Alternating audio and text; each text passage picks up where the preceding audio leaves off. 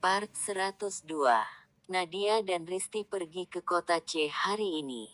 Mereka akan melakukan kunjungan ke perusahaan Dinata. Hari ini apa agenda kita ke sana? Apa kita hanya melakukan kunjungan saja? Tidak ada rencana khusus yang lainnya. Nadia menoleh dan tersenyum mendengar pertanyaan Risti. Kita hanya melakukan kunjungan dan mengamati perusahaan itu. Belum tiba waktunya untuk mulai bermain. Jadi bersabarlah. Bukan begitu Mbak, aku hanya tidak bisa membayangkan dengan apa yang telah mereka lakukan pada Mas Jimmy. Bisa-bisanya mereka memfitnah dan merebut harta milik saudaranya sendiri. Apalagi itu keponakan yang mereka rawat dari kecil. Apakah mereka membesarkannya tanpa rasa kasih sayang? Risti mendengus kesal.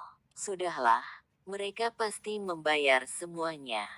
Risti dan Nadia pun tiba di perusahaan Dinata. Mereka langsung menuju meja resepsionis. Selamat siang Mbak. Saya memiliki janji dengan Pak Jody Dinata. Nadia dengan sopan berbicara pada resepsionis wanita. Iya, selamat siang. Mohon tunggu sebentar. Setelah resepsionis tersebut memberitahu Jody dan mendapatkan izin, barulah Nadia diizinkan naik ke ruang rapat. Silakan naik ke lantai 2 Bu Nadia. Pak Jody dan yang lainnya telah menunggu di ruang rapat. Terima kasih.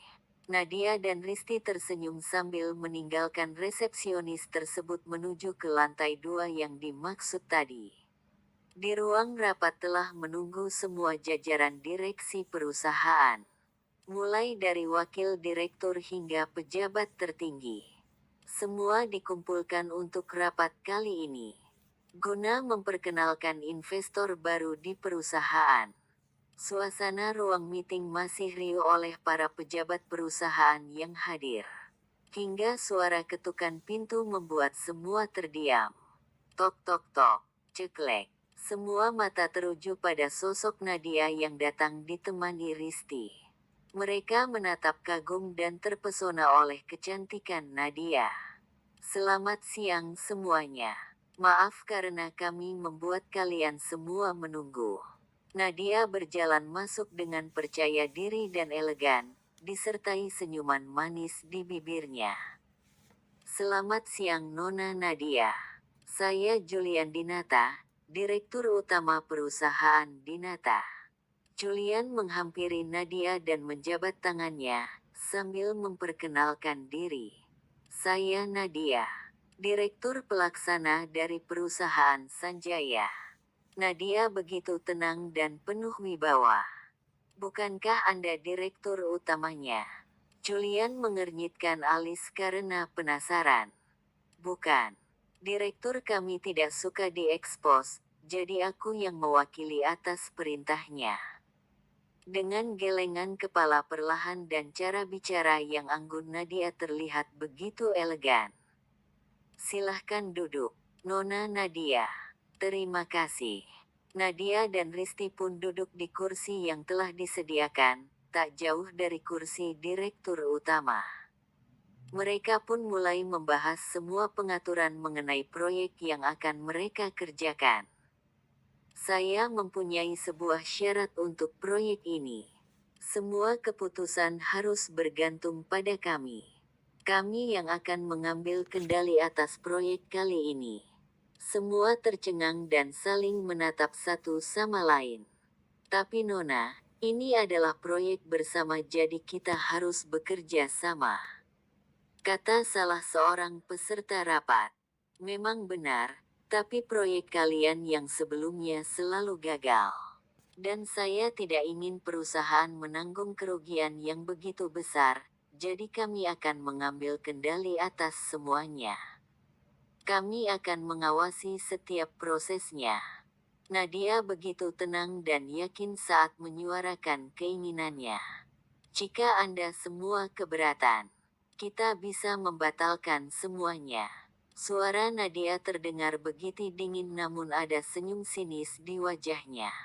Semua orang kembali saling menatap dan berunding satu sama lain. Tidak Nona, kami setuju. Kami akan mengikuti pengaturan Anda. Bukan atas pengaturan saya, tapi pemilik perusahaan Sanjaya. Baiklah, Nona. Rapat pun diakhiri ketika jam makan siang. Jody yang terus memperhatikan Nadia mendekatinya ketika sudah keluar dari ruang rapat. Permisi Nona Nadia. Langkah Nadia terhenti. Dia berbalik menatap orang yang memanggilnya dengan wajah datar. Oh, Pak Jody, apa ada sesuatu yang terlupakan? Nadia berkata dengan dingin kepadanya. Bisakah kita makan siang bersama? Saya ingin menjamu Nona Nadia dan Nona Risti selama ada di sini. Jody tersenyum manis. Sementara Risti dan Nadia saling menatap dan akhirnya setuju. Baiklah, akan sangat tidak sopan jika saya menolak tawaran Pak Jody lagi. Suatu kehormatan bagi saya, kata Jody sambil mempersilakan Nadia dan Risti berjalan duluan. Dasar buaya darat, dia masih saja berusaha mendekatiku. Batin Nadia disertai seringai di bibir manisnya. Sebelumnya Nadia sudah mengirim pesan kepada Jimmy saat di perjalanan menuju restoran. Nadia mengirim, sayang, aku dan Risti pergi makan siang bersama Jody. Tadi dia mengajak kami makan bersama. Jimmy membalas, pilihlah makanan yang paling mahal. Nadia tersenyum ketika membaca pesan teks dari Jimmy. Dasar orang ini. Aku kira dia akan marah dan melarangku pergi. Gumamnya sambil menatap keluar melalui kaca jendela mobil. Setelah beberapa lama, tibalah mereka di sebuah restoran yang sepertinya cukup mahal dengan interior bernuansa Eropa. Silahkan duduk Nona-Nona. Jody mempersilakan Nadia dan Risti duduk. Kalian ingin pesan apa? Risti dan Nadia sedang melihat menu ditemani seorang pelayan restoran yang sedang menunggu untuk mencatat pesanan mereka. Aku tidak tahu, tolong bawakan saja makanan yang paling enak dan paling mahal dari restoran ini. Kata Nadia dengan nada angkuhnya. Risti hanya tersenyum. Baik Nona, tidak apa-apa Pak Jody. Maaf karena saya tidak terbiasa dengan makanan murahan. Nadia berkata dengan nada sombong dan wajah sinisnya. Oh tentu saja tidak apa-apa. Aku yang mengundang kalian makan, jadi kalian bisa pilih makanan apapun yang kalian mau. Derk-derk. Ponsel Nadia berdering. Dan itu panggilan dari Seren. Maaf sebentar. Saya terima telepon dulu. Jody mengangguk dan mempersilakan Nadia. Nadia pun berdiri dan sedikit menjauh dari Jody. Apa kamu sudah pergi ke kota C? Terdengar suara Seren dari seberang telepon. Iya, saya sudah mengikuti rapatnya. Mereka setuju mengikuti pengaturan kita. Mungkin untuk model iklan, mereka yang akan mengaturnya. Mereka juga ingin bertemu denganmu. Nadia menjelaskan dengan begitu tenang. Bagus kalau begitu. Belum saatnya bertemu denganku.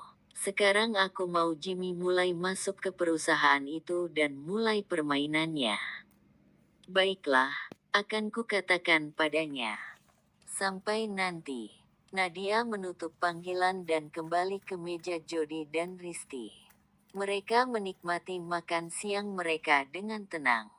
Maaf Nona Nadia, bolehkan saya menanyakan satu persoalan pribadi?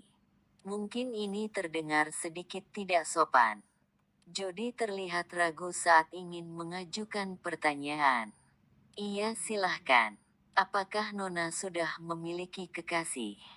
Nadia hanya tersenyum setelah beberapa lama barulah dia membuka suara. Saya tidak punya kekasih. Ekspresi Jody menjadi cerah dan tampak berbinar. Risti menoleh ke arah Nadia dan menyipitkan mata. Tapi saya punya tunangan dan berencana untuk segera menikah. Jeder. Seperti ada petir yang menyambar. Wajah cerah yang tadi terlihat pada Jody, seketika berubah suram. Apa? Tunangan. Jadi dia akan segera menikah. Sungguh sayang sekali. Gumam Jody. Setelah selesai makan, Nadia dan Risti pun langsung pamit untuk meninggalkan tempat itu. Terima kasih Pak Jody, karena Anda sudah mentraktir kami makan siang. Kami permisi karena harus kembali lagi ke kota A sekarang. Sama-sama. Senang bisa menghabiskan makan siang bersama kalian. Mereka saling berjabat tangan kemudian pergi meninggalkan restoran. Cih, sungguh pria yang bermuka dua. Bagaimana bisa dia menarik perhatian para gadis dengan mulut manisnya itu? Apa wanita yang mau bersama dengannya itu buta? Hingga tidak bisa membedakan pria mata keranjang seperti dia. Risti kesal karena tatapan Jody tadi selalu terarah kepada mereka berdua.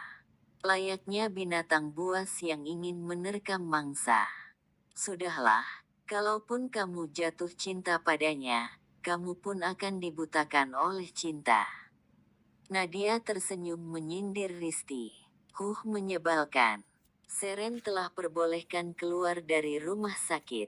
Keluarga mereka telah menunggu di West Resident, rumah Juda dan Seren. Kamar bayi pun telah direnovasi.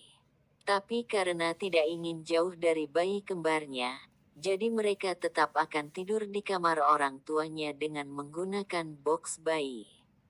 Seren, apa kalian tidak akan menggunakan babysitter? Nenek Julia yang sedang menggendong Jingga, bertanya dengan lembut kepada cucu menantunya.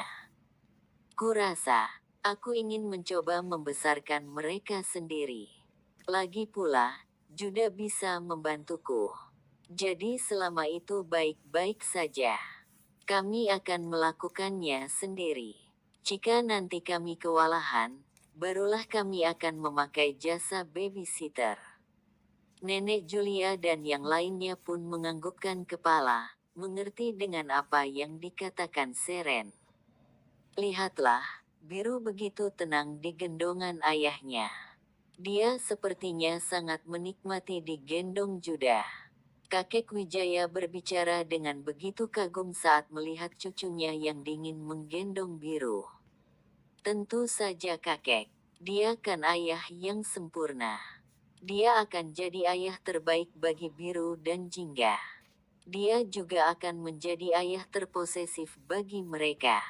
Semua orang tertawa mendengar perkataan Seren. Karena mereka tahu, sebagaimanapun dinginnya Juda, dia akan bertingkah overprotektif jika mengenai Seren dan anak-anaknya.